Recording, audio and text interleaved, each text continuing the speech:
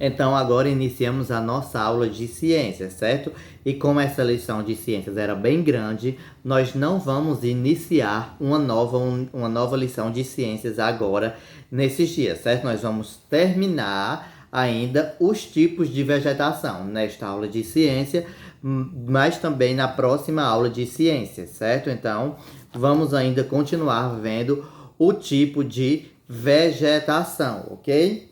Então vamos lá, para a página 386. Vamos lá, abra o livro na página 386. Se você ainda não conseguiu abrir o livro na página 386, pause o vídeo, certo? E abra o livro na página 386.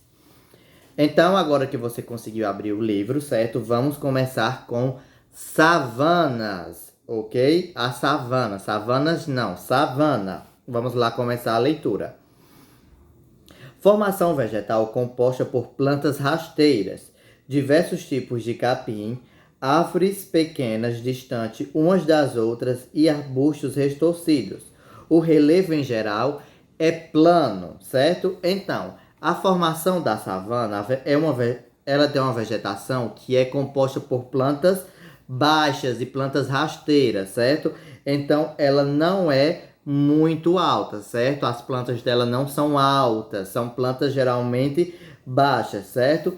E também tem uma variedade de espécies de capins de maneira natural, certo? E diferente das florestas tropicais, que as árvores são todas juntas, é uma mata fechada, na savana as árvores são separadas, certo? São uma longe da outra, mesmo elas sendo pequenas, certo?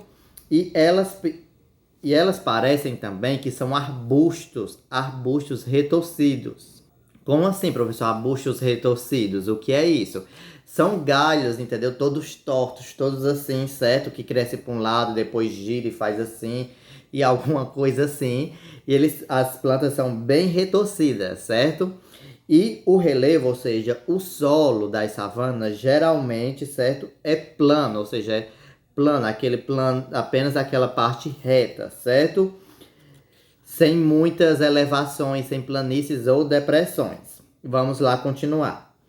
Presente em partes tropicais da América do Sul, da África, da Índia e da Austrália, certo? Então, a savana, ela está presente em países tropicais, de clima tropical. Ah, professor, não só tem apenas a floresta tropical, não, nos países tropicais também tem outros tipos de vegetação, além da floresta tropical.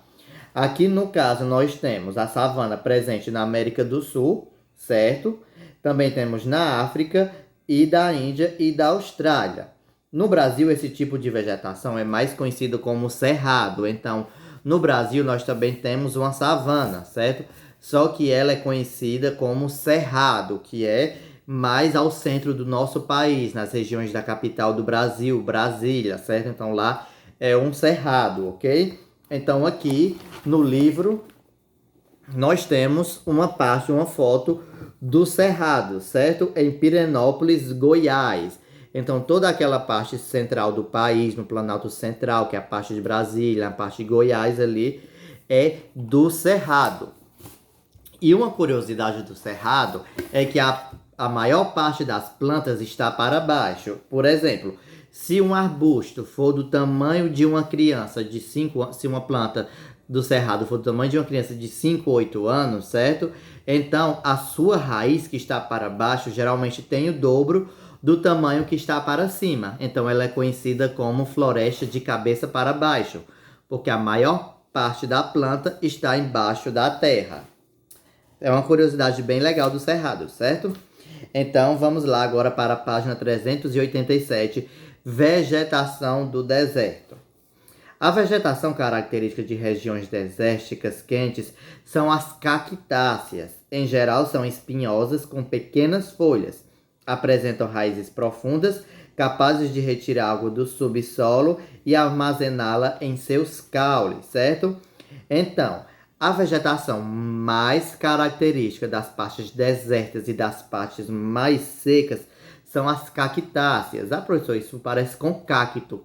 Isso mesmo, são os cactos que também estão presentes na nossa região. Então, todo cacto faz parte da família das cactáceas, certo? Do tipo das cactáceas, certo? E como nós bem sabemos, as cactáceas geralmente têm espinhos, certo?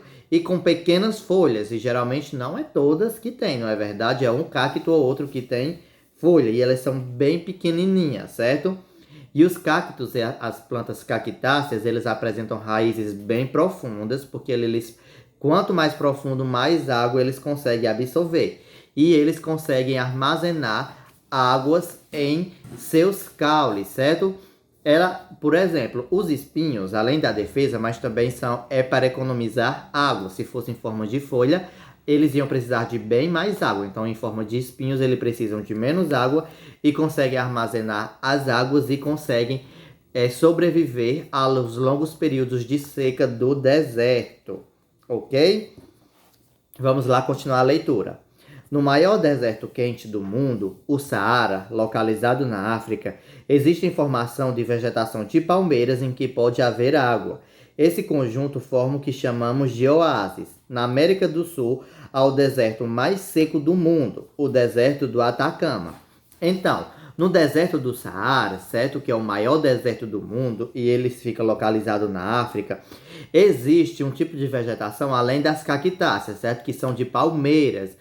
Ou seja, é uma região bem bonita dentro do próprio deserto e se chama oásis, certo? Então ele tem plantas, tem palmeiras, tem água, certo? Mas eles não são comuns, são difíceis de achar, ok? Se você botar no Google, você pode encontrar lá. Oásis, você coloca oásis no deserto do Saara. Então eles vão vai mostrar como é um oásis no deserto, porque no nosso livro não traz uma imagem do deserto, ok? Ah, professor, o senhor falou deserto quente. Existe deserto frio? Existe sim, certo? Já falo mais para vocês. Então, no maior deserto quente do mundo, existe os oásis, certo? Que é uma vegetação de palmeiras, certo? E que também tem água nela, ok? Pode haver água. E na América do Sul, também tem o deserto do Atacama. E esse é o deserto mais seco do mundo, ou seja, chove menos que no deserto do Saara. Ah, professor, pensava que deserto só existia na África. Pensou errado. Deserto tem na América do Sul, tem na África, certo? Tem nos Estados Unidos e tem em outros locais, certo? Agora vamos continuar. Além dos desertos quentes, há os desertos gelados. São áreas localizadas em altas altitudes, na maioria das vezes nos polos, no continente antártico ou Antártida. O continente antártico ou Antártida é o maior deserto gelado do mundo. E é por isso que é chamado de continente gelado. Então, como eu dizia, que além dos desertos quentes e secos, também existem os desertos gelados. E eles são localizados geralmente em áreas de altas altitudes, ou seja, em cima de grandes montanhas, certo? Ou então quando estão próximos aos polos, certo? E também o maior deserto gelado do mundo é a Antártida, certo? Que é conhecido como o continente gelado, porque a maior parte dele é gelo e apenas no verão uma parte descongela. Mas mesmo assim, como tem mais gelo do que vegetação, então é um continente gelado. Como no deserto quente há mais areia do que vegetação, então onde há mais gelo do que vegetação também é um deserto, só que gelado. E aqui, certo, nós temos duas fotos de desertos. Aqui nós temos Parque da Reserva Indígena em Navajo, nos Estados Unidos, em 2013, certo? Que é uma área desértica, como vocês podem ver. E aqui nós temos um deserto gelado na Nova Zelândia, certo? Então, espero que você tenha entendido hoje, certo? Sobre as savanas e sobre a vegetação do deserto. Só lembrar, a vegetação da savana é baixa, com galhos retorcidos, certo? E muito capim. E a vegetação do deserto geralmente são cactos com raízes profundas, mas que pode haver oásis com palmeiras e águas. E existe o deserto quente e o deserto gelado, certo? Então, se você ficou com alguma dúvida, você me pergunta, certo? Pode me ligar, pode mandar áudio, ok? Vocês sabem que eu atendo, respondo todos, certo? Então, essa foi a nossa aula de ciências de hoje. Espero que vocês tenham entendido tudo, ok? Qualquer coisa vocês me perguntam se entenderam ou não, ok? E a atividade de ciências você vai escolher, certo? duas formas, duas vegetações que nós estudamos, desde as anteriores. Você vai fazer um desenho dela e vai falar um pouco sobre elas e vai mandar para a gente lá no grupo, certo? Então, e lembrando que os coleguinhas que não mandam no grupo é porque eles têm vergonha, mas todos fazem atividade, certo? Então, essas foram as nossas aulas de hoje. Espero que vocês tenham gostado bastante, tenham aprendido bastante. E se lembrem, tomem muito cuidado, certo? Até amanhã com a nossa próxima aula. Tchau!